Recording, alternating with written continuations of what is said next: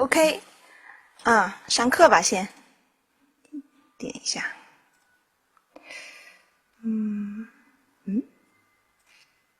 哟，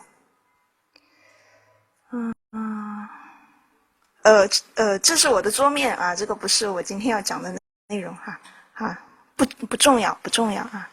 哎，不对，我今天讲的不是这个，我刚才在涂稿子，涂我的小图哈，这是我们今天要讲的内容。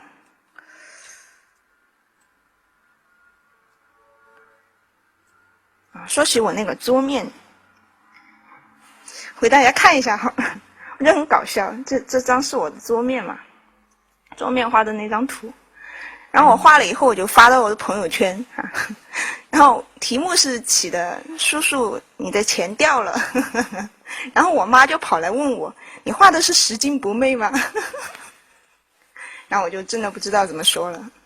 我就只有默默的走掉了，真是够了。好了，我们现在言归正传吧，先给大家看一下我今天要讲的这张图哈。这张图怎么说呢？是因为上周就是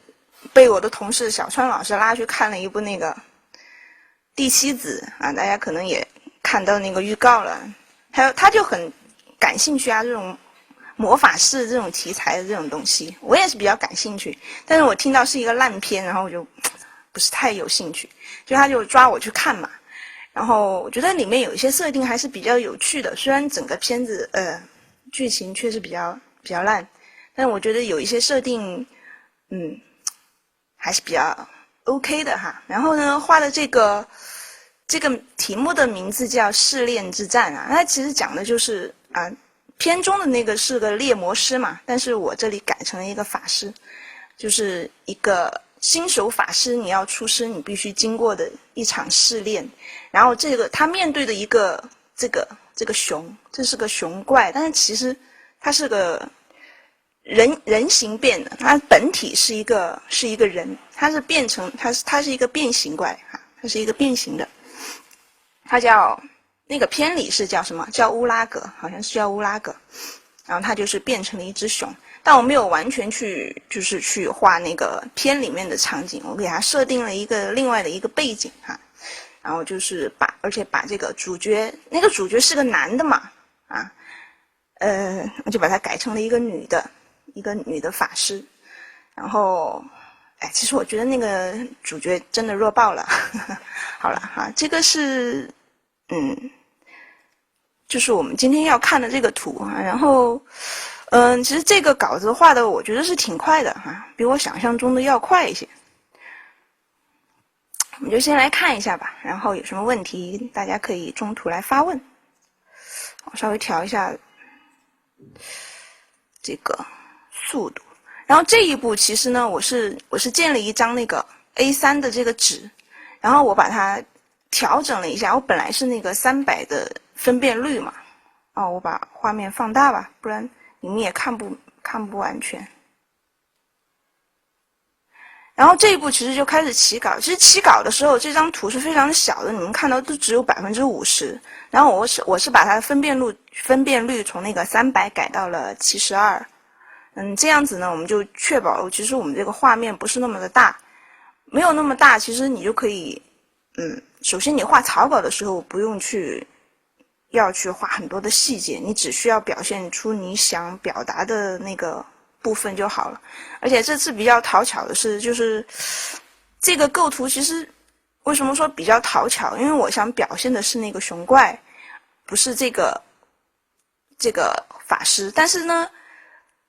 但是他是作为一个试炼的一个，也是主角之一啊。除了他们俩是一个对立关系嘛首先他们俩是要面对面的，是吧？然后呢，熊怪你肯定要，在我的这个想法上来说，我主要是想表现他的一个，就是跟这个主角产生的一个反差。这个主角其实就人类嘛，会比较小，然后那个变身的那个熊怪会比较大，而且会很强势。尤其是这个女法师还是一个就是刚出炉的这种新手菜鸟，也不是菜鸟吧，就反正这是他的试炼之战嘛，他必须通过这场考试啊，这是他的一个考试。然后呢，就要怎么说，要凸显出这个雄怪的那种，霸气还是什么？所以，然后就会让他们有一个这种，比例上啊，这种大小上的一个区别，然后就是这种对立的一个关系。于是很讨巧的是，就画了一个背影啊，脸都不用画的这样子。然后那个熊嘛，才是我们的主体，是吧？只是，我也是好久没有画这种怪物了，啊，自从游戏公司离开以后，就基本上没有怎么画过这种，就这种怪物，一般都是画人啊，在学校也给大家，基本上就是会改图的时候会帮他们画到一些怪物之类，但是自己平时画的话就还是比较少啊，除了上次画那个坐骑啊，画了一下动物，然后平时也画的比较少，还是画的比较少，所以怎么说？可能还是有些经验不足吧。我在他身上花了比较多的时间啊，尤其是他身上的那种，因为我没有把它画成是那种，全部是用毛发来覆盖的。你可以看到那张图上面，我给他加了很多肌肉的东西，就是那种肌肉块。所以呢，就会给自己设定一个比较有难度的那么一个点啊。但我觉得也是一个难能可贵的机会，能够画到这个部分哈。然后打了草稿以后呢，其实就可以开始铺大色调了。很多同学就是在班上学习的同学啊，或者是其他的有一些朋友，他们画这种插画的时候就比较喜欢，比如说铺好草稿以后，然后描非常精细的线稿以后，他就去上那个这些就是上这些物体的那个固有色。但我觉得这样做不是不太好哈，不是不好，而是说我一直画这种插画的一个经验就是说，你一定要去把握一个画面的一个整体的一个调子。就这样说吧，这里给大家说一点哈。哦，看到有同学问是不是用数位版画，那肯定是用数位版画。就是说，我们平时看到的这些东西，或者是我们想呈现出来的，你这些有气氛的一些图，或者是比如说像是这种比较昏暗的一个场景里面，我们需要去画的，我们画的那个物体本身的那个固有色和我们看到的颜色是不一样的。这个也可以放在你画一些场景啊那种，就画一些有一些空气透视的东西，对吧？就是说我们画的并不是它的一个固有色，而是这个光线打到它上面，然后反射进我们的眼睛，我们看到的那个颜色。那其实会跟这个物体本身的固有色是会有一定的区别的，会有一定的区别。这个也跟这个物体离我们到底是不是很近，因为越近嘛越有细节，而且会越接近那个固有色的那个本色。然后刚才那步就是我把它那个分辨率就调回了300，因为一定要把稿子放大，一定要把图放大，而且我这个图是放了一个 A3 的一个图，就非常大的啊，也不是非常大，就是因为平时画画喜欢建 A4 的那个稿子嘛，就会比较小，所以呢尽量去放大的话啊，其实放到50%已经挺大了，可以去画就是说比较细节的一些地方。然后之前一直都是在铺那个整个图的一个调子哈，包括哪些背景上面会有这种比较冷色一点的这种偏绿一点的这种背光打过来，因为它整个房间里面就是会有一些烛光啊、火把之类的这种光线都是偏黄的这种调子的哈，所以呢，你要把冷暖的这种关系做出来，你首先我觉得你要么就去先画一个小色稿，还要么就是在这个草稿的部分，你就自己心里面要有数，去把它大致的去画一下的。然后这次呢用的那个笔刷就是上个礼拜那个小川老师也是他发我的，他说他去找朋友要的，然后我就说哎发给我看看，然后我就在里面选了一个笔刷，然后就是我等一下可以开 PS 给大家看一下，就是带一点那种颗粒感的那个笔刷，我觉得还比较好用。我选了两个来用，有一个是画背景的，会比较硬一点，然后就是另外一个就是现在用的这个会比较稍微软一点，因为软硬比较适中的，但是你缩小以后也可以画一些很硬的线条那种，颗粒感会比较大，你看那个笔刷放大了以后，那个颗粒感非常的大。当然我其实并不太建议要放那么大去画那些笔触哈。然后呢这个熊怪的这个脸还是纠结了半天的，因为之前我也是好久没有画怪物了嘛，所以就还是找了一些真实的熊的一些参考图片啊，还有一些就是别人画的一些比较好的一些熊怪的那种资料，就稍微研究了一下。但我觉得我画的还是跟他们有一些不一样，因为大多数画那种熊怪还是就是毛发的东西会比较多。然后我去搜了一下那个电影里面的那个原版的那个乌拉格，哇塞，真的不能讲它丑爆了，就是长得有点恶心，身上还有那种就是毛皮脱掉以后那种结的那种痂，就看起来还是比较恶心。然后我没有画我没有画，然后我就按照我自己的感觉去画。然后他的动作略微有一些调整，之前这个爪子的那个形状跟后来都是有一些不一样的啊，这是都是在后面略微的去做一些调整，现在都是在就是无限的修细中啊。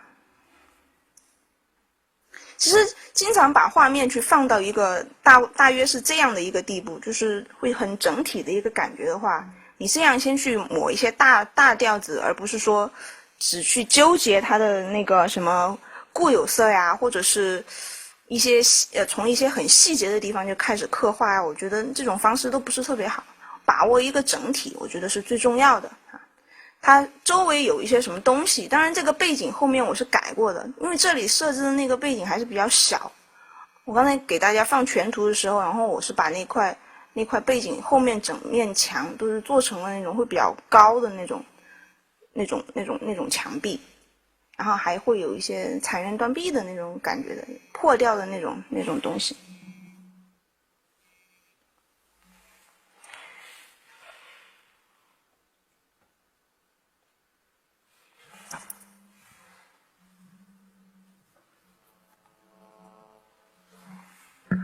好了，我看看大家有没有什么问题。一开始应该没有什么问题啊，我看一下你们的聊天内容，偷偷的。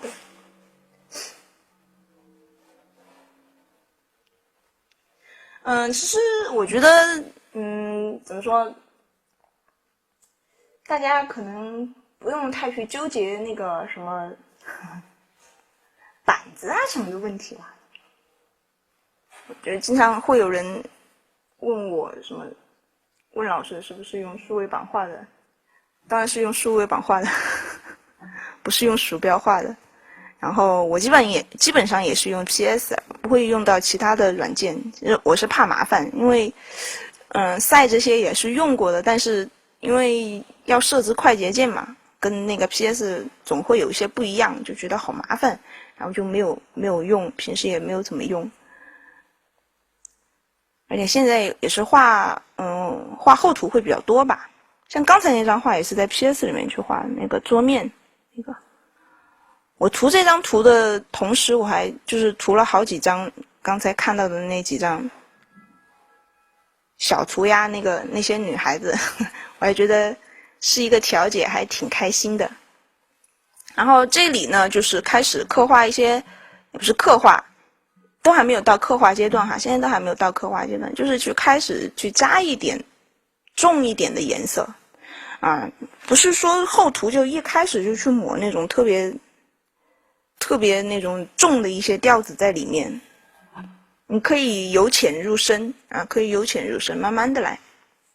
你不用着急，颜色可以慢慢的往上面叠加。而且其实，怎么说？你一开始设定一个调子以后，你需要去，就是说，刻意的在实色器里面去添加的颜色的那种步骤会相对会比较少，因为画到有一些东西的时候，大部分的时间就是去吸一些旁边的一些调子，去吸一些旁边的颜色。当然了，像是比如说你要去加那么很重的颜色，是画面里面没有的，你肯定要在那个实色器里面去选。比如说，如果是你的画面如果已经到了一个比较你自己觉得就可以往下推进的部分的那个时候呢，你可以在画面里面去吸一些颜色，然后去加在那个你想加的那个步骤里面，而不是去，除非你就是为了去点缀一些东西，一定要用那种画面里面没有的颜色呀，或者是怎么样。或者是你想要突出的一些部分，那你可以选在那个实色器里面去选一些颜色画上去。不然的话，比如说，就说回我们刚才那个情况，有很多同学就一开始就开始铺那个颜色的固有色，比如说熊，我一个棕熊，他就在实色器里面去选一个好像比较饱和的那种棕的颜色先画上去啊，人的皮肤画上去啊，衣服白色的先涂一个白色啊，然后身上的皮夹先涂一个皮夹的颜色，然后一开始深入画细节以后，然后他就不知道怎么办了。他说光影怎么办呢？也不知道。然后细节怎么刻画呢？细节刻画了以后，但是我问他，我说那个你的光源是什么颜色？你这些角色是处于一个什么环境？他想了想，就也不知道。就处于一个比较茫然的状态，所以我觉得同学们画这种图的时候，你一定要知道你的这些角色是处于一个什么样的一个调子，什么样的一个光线环境下，它有的比如说像是这种室内的一些光线，这种场景，它也是会有那种比如说背光和那种主光源的一个反差呀，室外的嘛，也是比如说那种是阳光还是那种阴天的那种光，它都会有那种光线的不一样，对吧？所以我觉得要多考虑一个光线的因素，而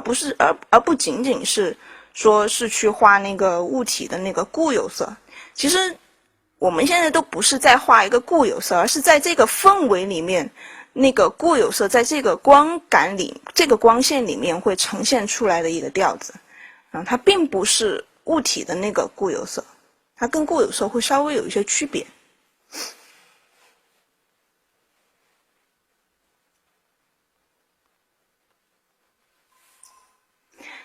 每次都有同学问为什么是录播而不是直播。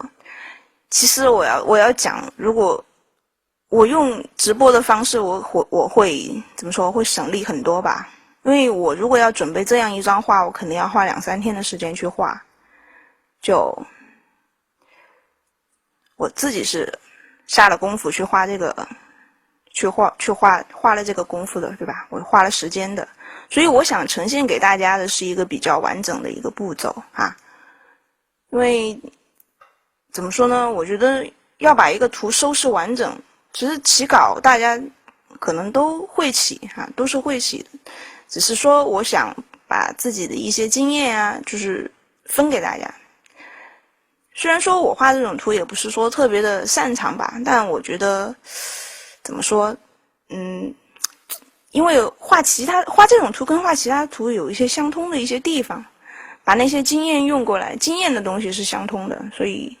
我觉得就凭经验的东西，我也可以，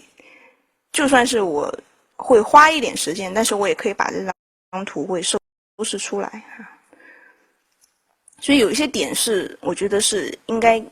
给大家做一个分享的。大家既然就是说过来听这个讲座，肯定也想是去学到一些东西或者是怎么样。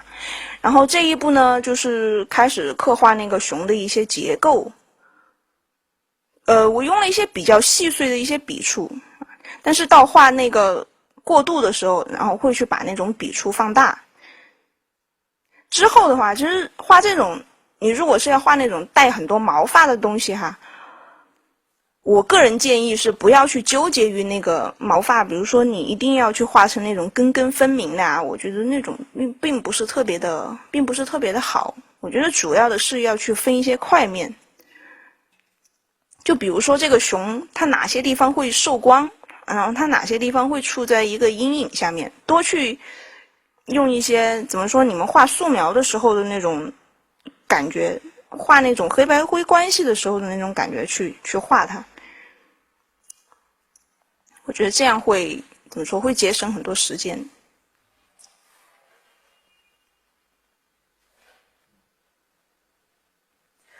看不到那个图的，或者是看不到视频的那个同学，就可能要先退出去吧，因为可能是你的那个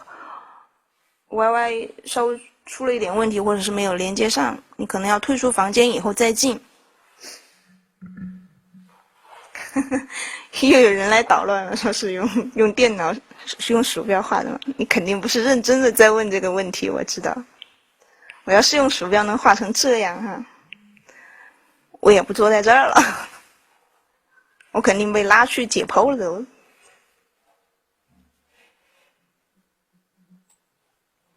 然后你们有什么问题可以问一下？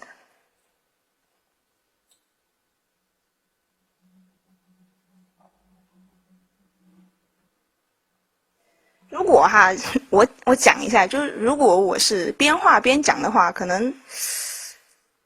就是前半个小时我还可以讲出话来，然后后半个小时我可能就，或者是后1个半小时，我都是会在一个比较沉默的状态中度过的，然后自己就画进去了，然后也不讲了。其实这种录播，我觉得会怎么说，思路会更清晰一些。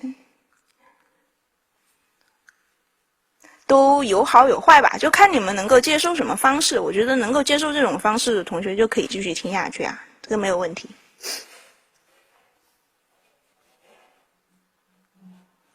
我还有那个锅铲是怎么回事？好了，不要闹了。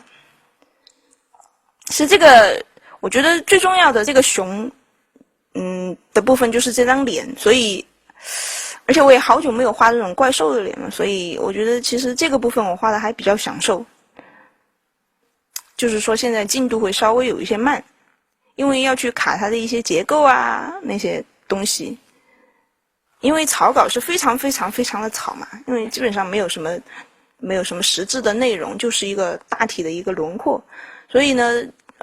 到这个步骤的时候就需要去慢慢的加一些细节。当然，其实这一步我都还没有去画光影，就是其实它正面会有一些光过来，但我之前会把那个光画的稍微有点侧，背后面的话会是慢慢的去把这一块啊，还有这边的那个毛发也是把它提亮了的。所以我觉得其实画这种东西不能急，也不是说马上就可以想得通，就一下子就把它画得非常的 OK。其实我觉得我画了，就比你们时间稍微久一点吧，啊，就活得比你们年长几岁，可能也有10好几岁啊。然后怎么说，也是在一个学习的一个过程中吧。虽然说我要给大家分享一些我的一些课程，但我觉得更多的是一些分享，而不是说我一定要站在一个什么制高点啊，我觉得我画的好牛逼啊，然后我要以这种心态来跟你们讲，其实不是这个意思，就是更多的是做一个分享，把我的一些经验就告诉你们。所以虽然说这个里面就我还是说就肯定还有一些没有表达的比较成熟的一些地方吧，就整个画面里面，所以我就自己觉得中间还是稍微走了一点点小弯路，会浪费一点时间，但我觉得也是一个不错的一个收获。然后这个舌头，之前我是专门看到有一个人画的那种，就是怪物的那个舌头是非常有意思的，他的那个舌头不是完全伸出来，而是说在这个前端被那个牙齿顶住，它会有一个就是有一个向上的一个那种被顶住的那种感觉，就是像是那个舌头顶住牙齿的那种感觉。当然可能人类是看不到。然后这个中间的这个地方是有一点凹陷，所以而且它会接收到这边来的光线的话，它会呈现这样中间有一个凹陷的这样的一个感觉。可能跟我们平时画舌头，就是说两边会略微凸起的那种是不一样的。我觉得这个是一个非常不错的一个表现方式，就是你把整个舌头往下塌，